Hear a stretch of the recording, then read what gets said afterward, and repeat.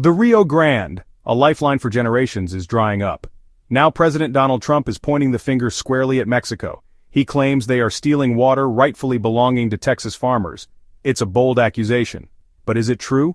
The answer lies in a decades-old treaty and a growing water crisis that's pitting neighbor against neighbor. Trump, never one to mince words, is threatening tariffs and sanctions. He's calling on Mexico to honor its commitments. The livelihoods of hardworking Americans hang in the balance.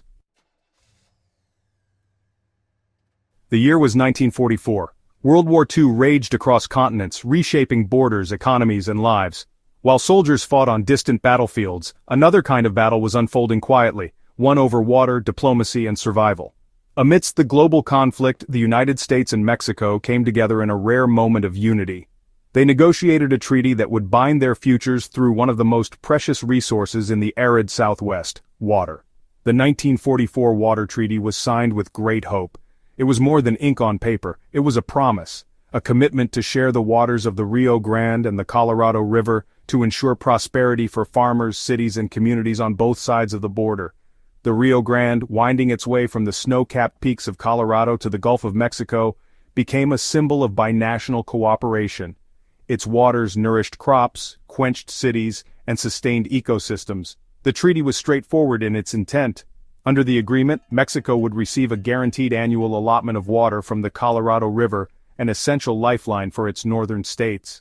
In return, Mexico pledged to deliver water from the Rio Grande to the United States, particularly to Texas, where agriculture and communities depended on it.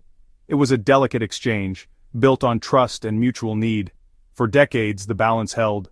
But climate change, overuse, and political tensions have strained this once stable pact. The Rio Grande is drying. The promises of 1944 are being tested like never before. The numbers don't lie. Mexico is behind on its water payments. The treaty mandates they deliver 1.75 million acre-feet of water to the U.S. over a 5-year cycle. But today, they're short. Over 1.3 million acre-feet short, according to Trump. This isn't just about numbers on a page, this is about broken promises. It's about the lifeblood of Texas agriculture being siphoned away, and it's about holding our neighbors accountable for their commitments. Drive through the heart of Texas and you'll see the consequences of Mexico's actions.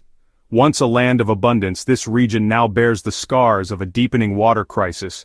The rivers that once nourished these lands are running dry, and the lifeblood of Texas agriculture is vanishing before our eyes. Fields once bursting with life are now barren wastelands. Crops that once fed millions have withered under the relentless sun.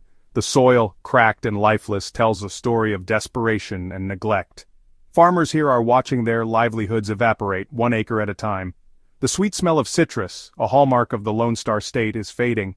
Once vibrant groves now stand silent, their fruit shriveled and trees dying. These groves were more than just crops, they were legacies passed down through generations. Now, they're becoming memories. Farmers, the backbone of this nation, are facing ruin. They rise before dawn, work through blistering heat, and pour their hearts into the land. But no amount of grit can overcome a vanishing water supply. Their resilience is being tested like never before. "We're losing everything," says John Smith, a fifth-generation citrus farmer. His voice trembles with emotion as he surveys what's left of his orchard. "This land has been in my family for over 100 years, and now I don't know if I can pass it on. Without water we have nothing. Irrigation canals lie empty, reservoirs are bone dry, and the once reliable flow from the Rio Grande has slowed to a trickle. The infrastructure built to sustain agriculture is crumbling under the weight of inaction and international disputes." His words are echoed by countless others. In town halls and dusty fields, farmers gather not just to share their frustrations, but to seek solutions. They speak of broken promises, of water agreements unfulfilled, and of a government that seems to have turned a blind eye. The sugar industry, another pillar of Texas agriculture, is also reeling. Once a thriving sector, it now teeters on the edge of collapse. Fields of sugarcane stand dry and brittle, unable to grow without the water they so desperately need. Last year, the state's only sugar mill shut its doors, starved of the water it needed to survive. Hundreds of jobs were lost, and an entire community was left reeling. The closure marked more than just an economic loss, it was a symbol of a system failing its people. At the heart of the crisis lies a broken water treaty. Mexico has failed to deliver its share of water under a decades-old agreement, leaving Texas high and dry. As political leaders trade blame, the people on the ground are left to suffer the consequences. Families are being forced to make impossible choices, sell their land, leave their homes, or hold on and hope for rain. For many, the American dream is slipping through their fingers, drowned not in water, but in its absence. As the sun sets over the parched fields of Texas, one thing is clear: without urgent action, the future of farming in this proud state hangs in the balance. Trump, never one to back down from a fight, has taken decisive action. He's turned off the tap. The United States has halted water shipments to Tijuana, Mexico. It's a bold move, a shot across the bow. The message is clear: no more free rides. Mexico must pay its water debt. The livelihoods of American farmers depend on it. Texas leaders are standing shoulder to shoulder with their farmers. Senator Ted Cruz, a staunch defender of Texas interests, is calling out Mexico's actions for what they are: theft. He's labeled this a man-made crisis and is demanding action.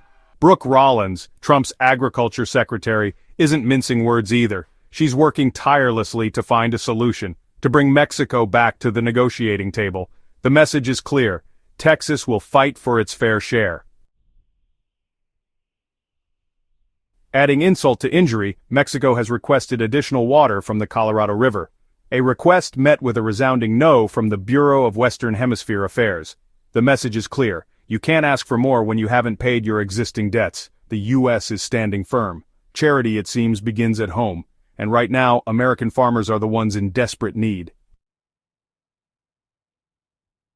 As if the situation wasn't dire enough, a historic drought is gripping the region. The Rio Grande, already strained by overuse and Mexico's shortfall, is shrinking with each passing day. The sun beats down mercilessly, baking the earth and evaporating precious water. The drought is a stark reminder of the fragility of our most precious resource. It's a wake-up call. We can no longer take water for granted. The time for action is now. The situation is coming to a head. What began as a simmering disagreement over immigration and trade has now reached a boiling point. The border, once a symbol of cooperation and commerce, is now a flashpoint for political tension and economic uncertainty. President Trump's patience is wearing thin. After months of warnings and escalating rhetoric, he's drawing a line in the sand. His message is unmistakable: act now, or face the consequences. For him, tariffs are not just a tool, they're leverage, a way to force change. He's made his position clear: tariffs or a deal. Mexico must choose. The administration demands stronger action on border security and immigration enforcement. But for Mexico, the stakes are just as high. Their economy is deeply intertwined with the U.S., and any disruption could ripple across industries and communities. The future of U.S. Mexico relations hangs in the balance. Behind closed doors, diplomats scramble to find common ground. Publicly, both sides project strength. But beneath the surface, there's anxiety. About trade, about trust, about what comes next. The stakes couldn't be higher. Billions of dollars in goods cross this border every day. A breakdown in negotiations could mean higher prices for consumers, lost jobs, and a chilling effect on cross-border investment. The livelihoods of American farmers are on the line. Many depend on exports to Mexico to stay afloat. Tariffs could mean unsold crops, shrinking profits, and mounting debt. For rural communities already struggling, this could be a devastating blow. The relationship between two neighboring nations is being tested like never before. In border towns where cultures blend and economies are shared, uncertainty looms. Families, businesses, and communities on both sides are bracing for impact. And the Rio Grande, once a symbol of unity and life, is now a point of contention. Its waters, like the flow of trade and diplomacy, have slowed. What was once a natural bridge between nations now mirrors the growing divide. The world watches and waits. Allies and adversaries alike are paying close attention. The outcome of this standoff could set a precedent for how the U.S. handles future disputes, not just with Mexico, but with the world.